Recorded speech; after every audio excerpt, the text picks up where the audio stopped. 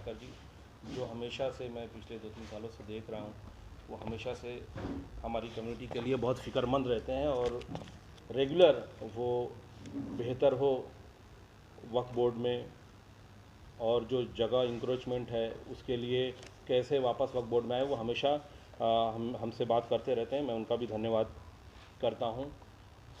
2014 से जब से नरेंद्र मोदी जी की सरकार आई इस देश में, उन्होंने सबका साथ, सबका विकास, सबका विश्वास के संकल्प के साथ काम करना शुरू किया।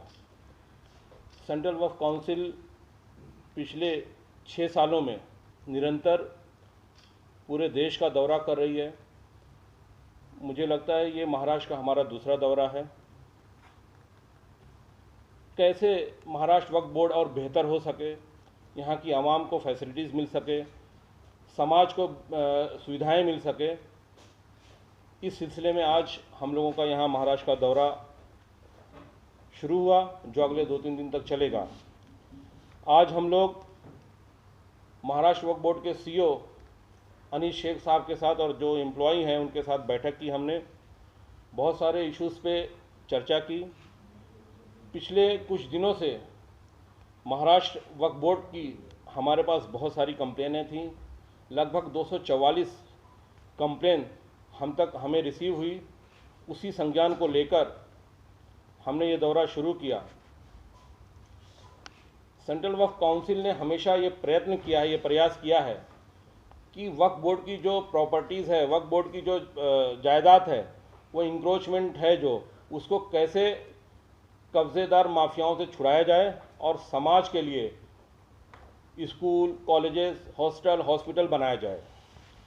पूरे देश में आज सेंट्रल वक्फ काउंसिल के बहुत सारे प्रोजेक्ट चल रहे हैं, जो प्रदेशों को हम लोग ग्रांट देते हैं, 100% भी है, और वक्फ डेवलपमेंट कमेटी जो है वो वक्फ प्रॉपर्टीज़ को डेवलप करती है। महाराष्ट्र और ख़ासकर मुंबई देश की आर्थिक राजधानी है जो महाराष्ट्र में आती है। महाराष्ट्र से हमें बहुत ज़्यादा उम्मीदें थी और महाराष्ट्र से सबको उम्मीद रहती है, क्योंकि महाराष्ट्र जो मुंबई है वो आर्थिक राजधानी है। लेकिन दुर्भाग्य से महाराष्ट्र से और मुंबई से हम तक कोई प्रपोज़ल नहीं आया, कोई प्रपोज़ल नहीं मिला जिससे हम वक्फ प्रॉपर्टी से डेवलप कर सकें और हमारे समाज के लोगों को उसका फ़ायदा पहुंचा सके। आज यहाँ पे हम लोगों ने कुछ पॉइंट्स पे बात की। जैसे वक्फ बोर्ड जब रन करता है, वक्फ बोर्ड जब चलता है, तो उसका 1% जो रेवेन्यू इनकम जनरेट जो होता है, जो इनकम होती है, उसका 1% सेंट्रल वक्फ काउंसिल को जाता है। उस पर चर्चा हुई।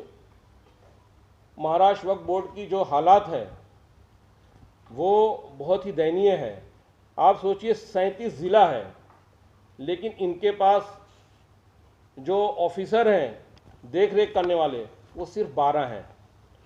तो अगर जो आप 36-37 ज़िले को कवर करते हो तो कम से कम आपके पास 214 और स्टाफ की यहाँ पे ज़रूरत पड़ेगी, ताकि वक्फ बोर्ड अच्छे से चल सके, रेवेन्यू जनरेट हो सके, प्रॉपर्टीज़ की और जायदाद की का तहफ़्फ़ुज़ हो सके।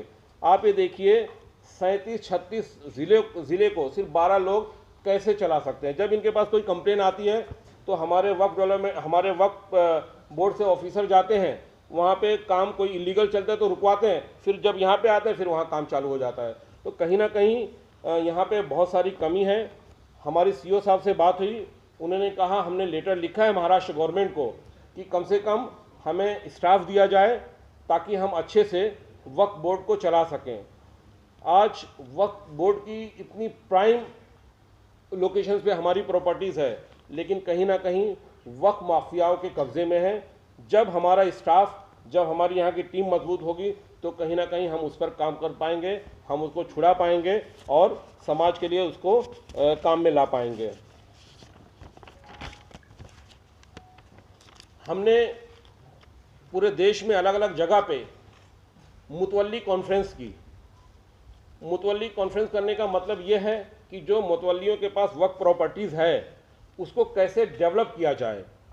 सेंट्रल वक्फ काउंसिल की तरफ से हम उनको डेवलप करने के लिए पैसा देते हैं, 2 से लेके 4 करोड़ तक उनको हम पैसा देते हैं। वन टाइम उसका एक फ़ीस मुतय्यन है, उसका वो पे करने के बाद उनको हम पैसा देते हैं ताकि वहाँ पे प्रॉपर्टी डेवलप करके समाज के कामों में ला सकें। लेकिन दुर्भाग्य से महाराष्ट्र में एक बार भी मुतवल्ली कॉन्फ्रेंस नहीं हुई, लेकिन जब हमारी सीओ साहब से बात हुई तो उन्होंने आश्वासन दिया कि अगले कुछ दिनों में हम मुतवल्लियों की कॉन्फ्रेंस बुलाएंगे और हम उनको कहीं ना कहीं उनमें अवेयरनेस लाने का कार्य करेंगे ताकि ज़्यादा से ज़्यादा वक्फ प्रॉपर्टी डेवलप हो सके। मुझे लगता है महाराष्ट्र और मुंबई में, महाराष्ट्र में पूरे देश में सेकंड नंबर की प्रॉपर्टी है। पूरे देश में सबसे ज़्यादा तेलंगाना स्टेट में, उसके बाद महाराष्ट्र का नंबर आता है, लेकिन पंजाब में। लेकिन अगर जो उसका मूल्यांकन करेंगे आप, उसका वैल्यू देखेंगे तो महाराष्ट्र की प्रॉपर्टी का वैल्यू 100 टाइम उनसे ज़्यादा होगा। लेकिन यहाँ का बोर्ड और यहाँ के माफियाओं ने सरकार से मिलकर कहीं ना कहीं सारी ज़मीनें अपने हाथों में ले रखी है, अपनी खुद की प्रॉपर्टी बना रखी है। लेकिन हम आने वाले दिनों में GIS मैपिंग के माध्यम से, GPS के माध्यम से हम पूरा सर्वे करा के वक्त अभी तक हमने पूरे देश में 6,35,000 वक्त प्रॉपर्टीज़ को आइडेंटिफाई हमने किया है, और ताकि वो कोई भी प्रॉपर्टी कोई बेच नहीं सकता है, कोई ख़रीद नहीं सकता है। आप लोगों को मालूम है कि वक्त प्रॉपर्टी ना खरीदी जा सकती है ना बेची जा सकती है। हम लोग अभी पिछले दिनों हैदराबाद के दौरे पे थे, वहाँ पे हमने देखा कि 500 सेल डीड वक्फ बोर्ड तेलंगाना ने कैंसिल की। लेकिन दुर्भाग्य यहाँ पे महाराष्ट्र में भी हमको ये दुर्भाग्य से देखने मिला कि पिछले 5-6 सालों में एक भी सेल डीड जो बेची जा चुकी है गलत हाथों में, जो दूसरों को जो बेच नहीं सकते फिर भी बेची गई है, लेकिन वो सेल उस पर कोई काम नहीं हुआ है।